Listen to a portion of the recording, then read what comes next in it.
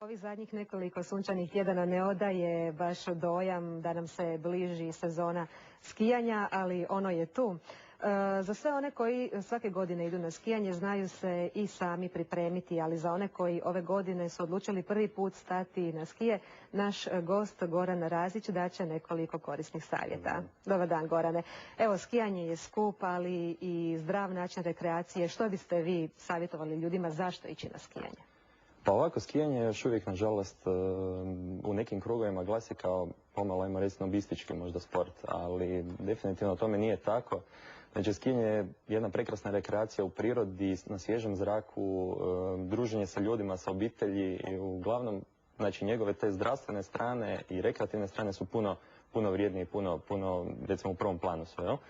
E sad, što se tiče znači tog, da li je snobistički ili je u biti za rekreativce, za obitelji mijenjan taj sport, glavna stvar je ta da rekreativci, mislim, ja se bavim sa dosta sportova i u svakom slučaju novci i novčana ulaganja u taj sport nisu nimalo veće nego neke druge sportove, primjerice biciklizam ili alpinizam ili neki drugi sport. Znači, skupi dio je onaj natjecateljski dio je jako skup i znači definitivno natjecatelji moraju puno dana provesti na snijegu i po 100-200 dana godišnje i taj dio je jako skup. Što se tiče samih rekreativaca, tjedan dana ili 10-ak dana koliko oni provedu na snijegu svake godine, to je, ajmo reći, u nekakvom prosjeku. Jel? Kako odabrati opremu? Kako odabrati dobru opremu, a opet znači ne preskupu? I što nam sve treba za početak?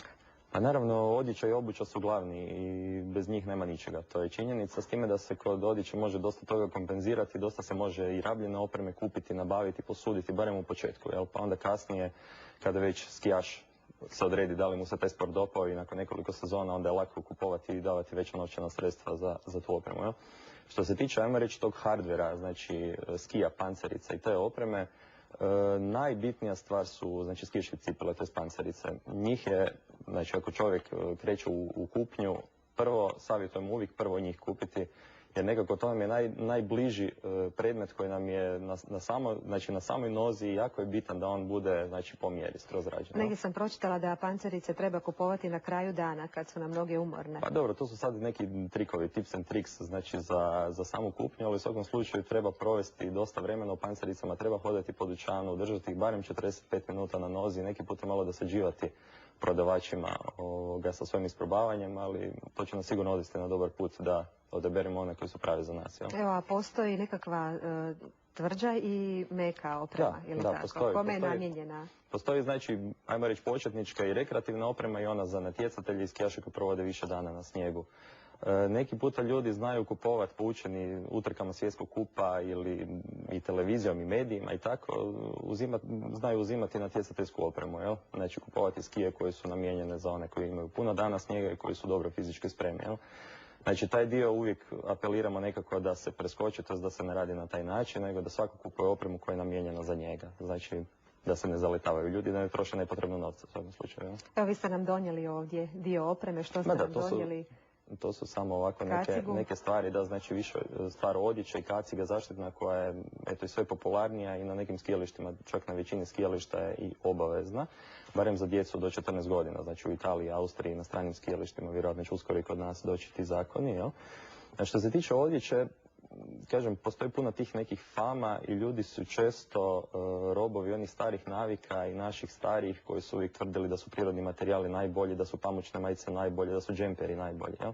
Sad je tehnologija toliko daleko otišla da su umjetni materijali preskočili te prirodne.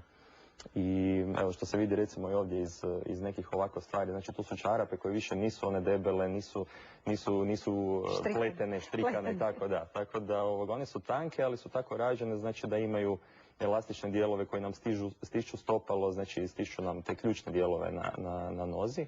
One imaju oznaku, znači lijeva i desna kao left i right, znači baš su rađene isključivo za skijanje.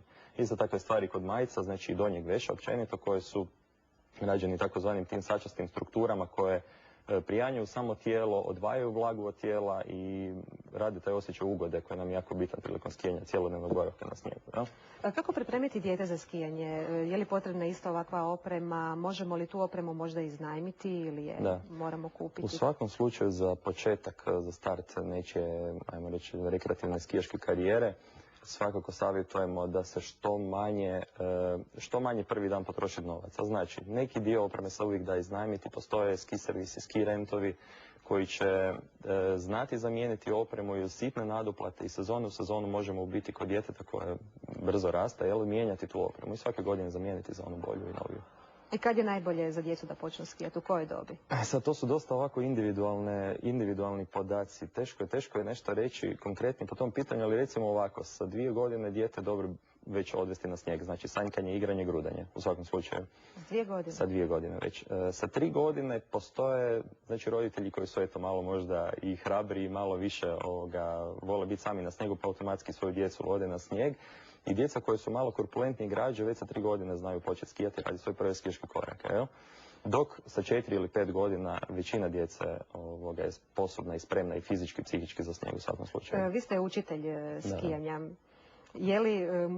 Moramo li uvijek imati učitelja skijanja, ali može li se stati na skije i bez učitelja? Ne, to nije nigdje propisano, znači učitelj ne mora biti, ali opet postoji ono što je pravilno i što je poželjno, ono što nije toliko, Tako da većina ljudi, dobro nije baš većina, ali dobar dio ljudi i dalje, znači sam se uči skijati, sam odlazi na skijališta i misle da je to ispravniji i jeftiniji put. To je jeftiniji put kratkoročno i znači trenutno. Ali ajmo reći da tjedan dana škole skijanja, organizirane škole skijanja pod nadzorom licenciranih učitelja skijanja će uvijek polučiti veći rezultat nego možda nekoliko sezona samoučenja. I evo, ako idemo prvi put na skijanje, kako izabrati skijalište? Pa dobro, sad su skijališta već toliko daleko dogurala sa svojom infrastrukturom i sa svojom skijaškom ponudom da nema više skijališta koje su isključivo za odlične skijaše ili skijališta koje su samo za početnike. Svako skijalište u svojoj ponudi ima staze, znači za djecu, za početnike, staze gdje su znači pokretne trake. Imamo li mi takvih skijališta u Hrvatskoj? Pa dobro, u Hrvatskoj je malo deficit općenito planina, malo viših planina, deficit snijega i svega toga, ali za prve korake Sljeme, Platak, Bjelolasica ili goranska skijališta, znači poput Rudnika ili Mrkoplja, će biti sasvim dobra za neke prve skijaške korake. Dalje uvijek imamo Alpe koje su nam tu da nas dalje, znači vode da dalje idemo skijati. Evo i hrana na skijanju mora biti, ili tako, malo jača. Spada li ova smrznuta sarma u obaveznu opremu? Dobro, to je više navika ljudi i zapravo jedan gušt nego što je potreba. Znači, dobro, sad na skijanju, pogotovo jedan rekreativan skijaš neće potrošiti toliko kalorije i toliko energije da mora jesti ne znam koliko tešku hranu, ali zašto ne? Zašto ne? Uvijek je dobro uzeti sarmu ili nekakvu kobasicu na skijanje, to je... A uz sarmu isto tako dobro ide i krumpir. Jeste li znali da postoji spomenik krumpiru? Nisam znao, nisam. Vodimo vas u mjesto Beli.